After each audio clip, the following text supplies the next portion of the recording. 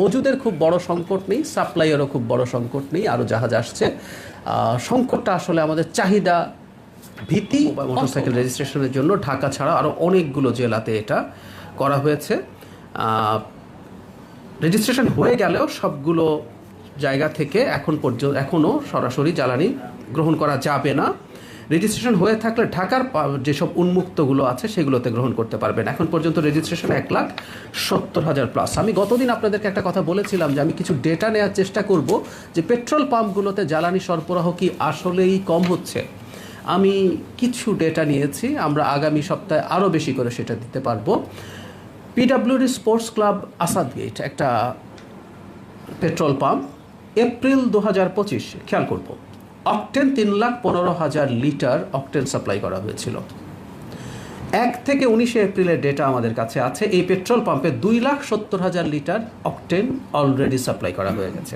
খেয়াল করুন, 3,15,000 ছিল এপ্রিল 2015 পুরো মাসে, আর এই 19 দিনেই 2,70,000 লিটার এখানে সাপ্লাই করা হয়েছে।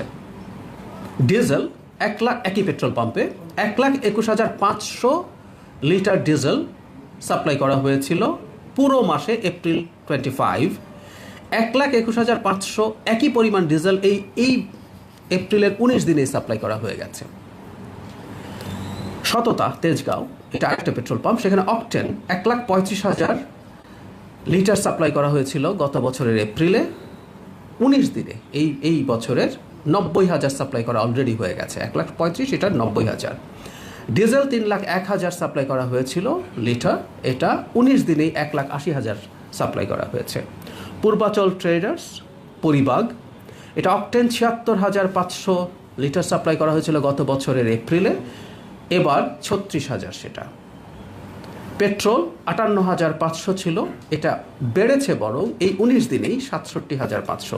যে কথাটা আসলে বলতে চেয়েছিলাম যে আমরা আরও ডেটা দেব।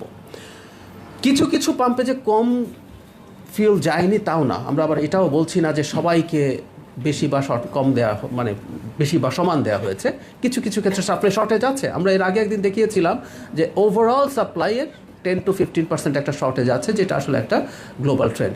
আমি যেগুলোর নাম বললাম সেগুলোতেও যদি আপনি যান, যেখানে সাপ্লাই বেশি আছে সেখানেও লাইন দেখবেন। এই বেশিটা বলার কারণ হচ্ছে এটা, এখন ডিমান্ড আগে যা ছিল তার 3-4 গুণ ডিমান্ড তৈরি হচ্ছে, এবং অনেকে আমাদের আবারও বলতে চাই যে এক ধরনের প্যানিক বাইং হচ্ছে। এই কারণেই আসলে এই সংকটটা চলছে। আমি শেষ করব তার আগে মজুদের পরিমাণটা সর্বশেষ যদি জানিয়ে দেই।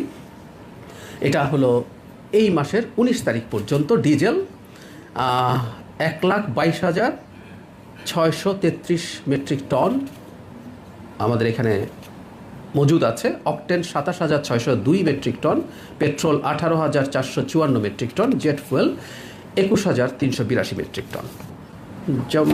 মানে মজুদের খুব বড় সংকট নেই, সাপ্লাইয়েরও খুব বড় সংকট নেই, আরও জাহাজ আসছে।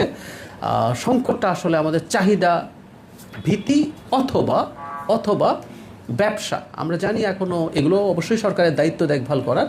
কোনো জায়গায় বেশি দামে জ্বালানি বিক্রি হচ্ছে, সুতরাং এই জ্বালানি নেওয়ার প্রবণতা বেড়েছে। সংকটটা আসলে মূলত সেটা থেকে হচ্ছে।